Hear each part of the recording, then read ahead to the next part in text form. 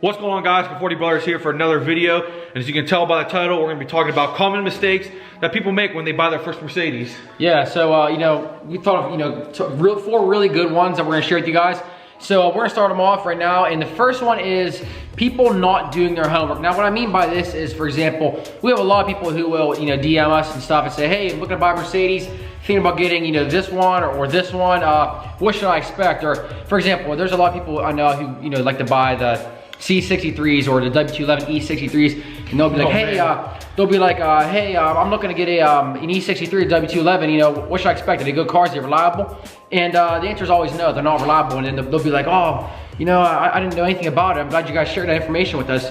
So the thing is, when you're buying a car like this, a lot of people think, you can get an E63 211 for like 15 grand. Yeah. They're like, wow, 500 horsepower, 15 grand, you can't beat it. But what they don't realize is that the reason why they're 15 grand is because they're a piece of junk. Basically, it's junk. I mean, we love that car, but it's junk. The engine in it is for example, the other nothing but nightmares, and the transmission is not that good either. Yeah. So, I got an example. The other day, if you guys don't follow us, on Instagram, the Conforti Brothers, it's all Mercedes, and a lot of people ask us different things on there. The other day, somebody asked us, they were looking at getting their first Mercedes, and I forget what they were coming from. It was a Honda, Toyota, something. They wanted, in the message, the guy was asking, he said he wanted a reliable AMG for a daily, and he said he was looking at E63s, a 2007, 2009, and I told him, back away, stay away, exit, go back, rewind, stay away. I said that's probably the last car you want to look at if you're going from like a Honda Toyota to jumping into an AMG for the first time. Yeah. He didn't know anything. He didn't know any of the car problems either. Yeah, now you gotta keep in mind, when you're going from like something like a Honda or a Toyota, which are like the most reliable cars on the planet,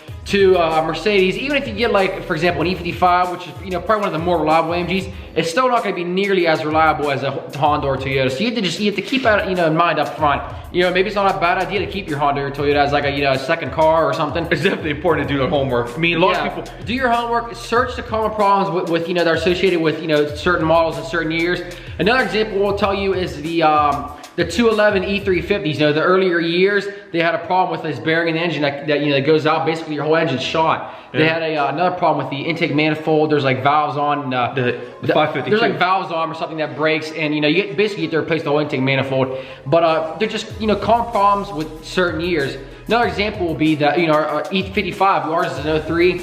Those had a problem with the radiator, and basically like the fluid, the transmission fluid, and like the radiator fluid. I think that's how it would happen. Something like that. There's like a connector or something on there that broke, and you get a nasty mess. It gets all messed up. But it's only on 03, so by now probably most of them have been replaced, the radiators.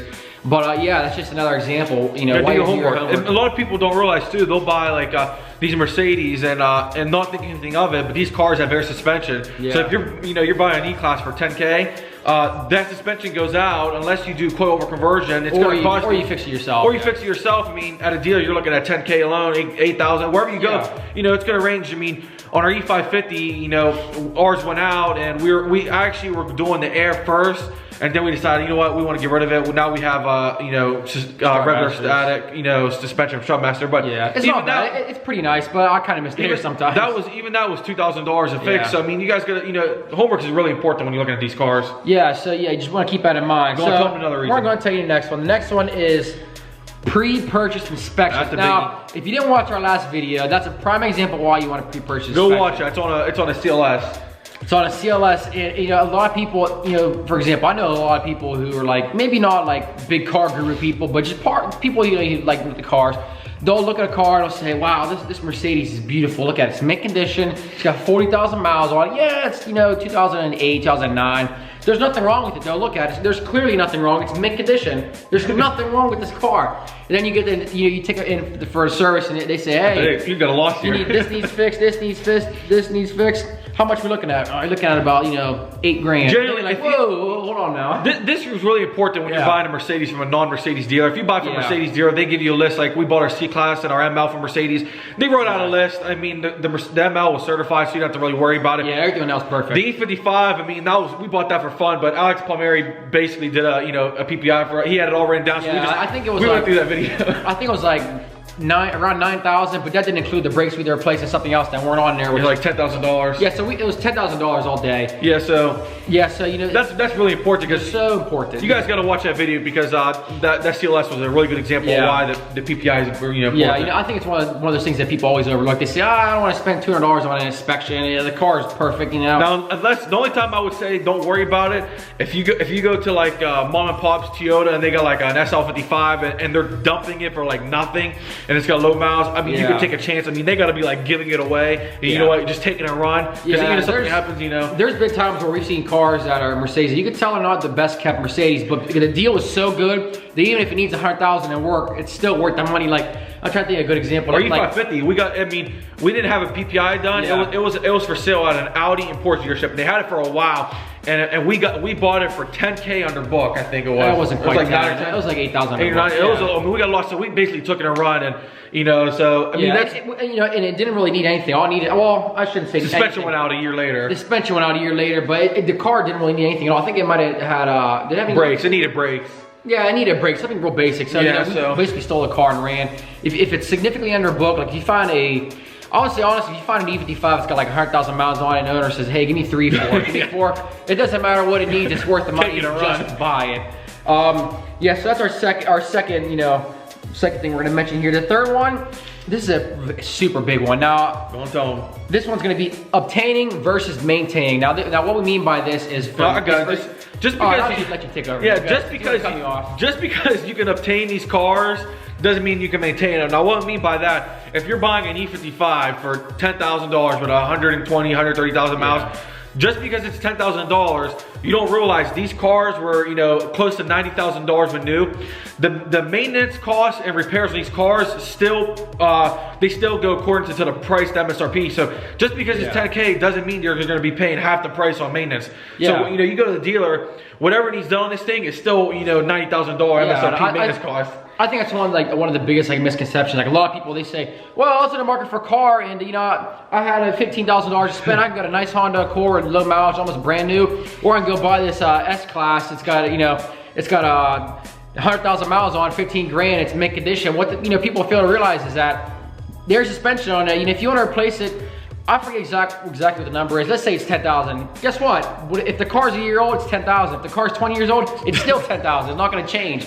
All those electronics and stuff in there to replace them when they go bad or something malfunctions, it's still gonna cost the same as if the car is brand new. I think a lot of people don't really realize that. Yeah, I mean, so you know, they think the car, if the car's, if I picked up that S-Class, you know, I picked up an 05 S-Class for 8 grand, if the suspension goes out, it won't be 10 anymore because the car's only worth 8, it's probably only gonna be 500 bucks. That goes back to the do your homework, the number one we said, do your homework, because, you know, if you do your homework, you realize, you know, these cars still, the maintenance on it is still insane, even though they're, you know, relatively cheap. Yeah, I think another thing you need to keep in mind too is, you know, if we're on this subject now, you know, a lot of people, you know, when they see what, you know, we just mentioned about, you know, buying an S-Class and, you know, put all kind of money into it. I think another thing too is that, you know, if you're, you know, in the market for buying a Mercedes for your first time, and you know the S-Classes or like SLs, or basically I need like the more higher end Mercedes with air suspension, a lot more electronics. If you know they're gonna be a lot more to maintain, which you should, you know, maybe stay away from that for your first one. Definitely. Get like, you know, get like a nice C-Class, maybe get an E-Class like with no air. You know, there's a lot of good options that aren't as costly to maintain as like, you know, the S-Class. C300 usually a good one. Yeah, you know, a lot of people who are, you know, don't want to spend a whole lot of money on their first Mercedes. You know, like a W204 C-Class is like a really good, you know, good option. Those cars are pretty reliable from, you know, what we hear. We don't have one, but we know people who do and they love them. Rack the miles up. Yeah, they rack their miles on up like crazy. But yeah, so that's, you know, keep in mind, you know, obtaining versus maintaining. Now the last one is cost of reliability. Now I'm gonna elaborate on this for a second. Let me put my phone down. So what do we mean by this? A lot of people always ask us, hey, I want a Mercedes that's gonna last, I want it to be reliable. And our answer is always the same. How much money? Well, yeah, not just that, but what's your portfolio look like? What you got? The answer is this. We always tell people the same thing. We tell them, the car is going to be reliable if you maintain it. And now, you know, you buy a Honda, you change the oil, you know, every 3, 4, 5,000 miles, change the transmission fluid maybe every 100, every 50, and that's about it. When it comes to Mercedes, that's not the case. No. Basically, you have to pay to play. You know, these cars, they have, you know, recommended service intervals. You know, if you want the car to last, you're going to have to, you know, do all the maintenance. And keep in mind, you know, these cars require a lot more attention than like a, you know, a Honda, a Toyota, something along those lines. So basically, like, you know, our E55, you guys should know the story with it by now. The original owner dumped like 50 grand into it, you know, over the period of 400,000 miles. We've already dumped, you know, thousands of dollars into it. And basically, if you want the car to last, it will last. You just have to maintain it. You have to be willing to put the money into it. Yeah, I mean, I think a lot of people, they want to buy it, you know, and not put anything into it. Oh, maybe change the oil, do you know, routine stuff. Or change it once every 5 years. Yeah, you're gonna have to do a little bit more than that with one of these cars if you want to last. Because, you know, they will last. You know, our E55 is a good example of it. I mean, you really, it's like Matt said, you got to put the money into it. Yeah. I mean, anything with the M156 is basically trash on reliability. But if you got the money, you can make that as reliable as a Honda Civic, you know what I mean, or a Toyota Camry. You just got to dump the money into it. Yeah, so. just, you know, don't buy, you know, a E63, earlier model C63, and say, yeah, I want this to be reliable. I'm not gonna put any money into it. It's not gonna happen. You're gonna put a lot of money into it, and you just have to. It's basically one of those deals where it's like, you know, you have to love the car enough to put the money into it. Like for example, our E55. A lot of people, you know, our family, friends and stuff, they're like, you know, you guys are dumb. You bought this car, 400,000 miles on it. You're literally putting thousands of dollars into it. And we're like, we love the car. We love the car.